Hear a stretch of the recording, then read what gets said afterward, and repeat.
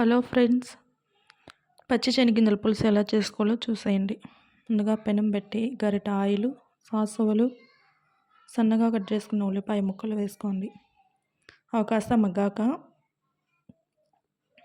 సన్నగా కట్ చేసుకున్న టమాటా ముక్కలు వేసుకొని బాగా మెత్తగా ఫ్రై చేసుకోండి.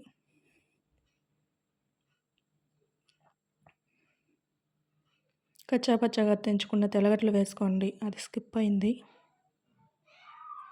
బెండకాయ ముక్కలండి, మా చెట్లో కాసాయి, అవి వేసుకున్నాను, బాగుంటుంది కాంబినేషన్. ఇంకా ఒలిచి పెట్టుకున్న శనగగింజలు, అలసందకాయలు కూడా 2 వేసానండి గింజలు, అవి కూడా మా చెట్లోనే కాసాయి ఇంటి దగ్గర. వేసి బాగా కలుపుకోండి.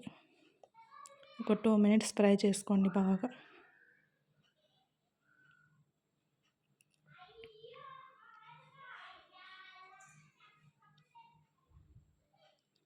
ఒక 2 మినిట్స్ బాగా ఫ్రై చేసుకొని ఇప్పుడు అందులోకి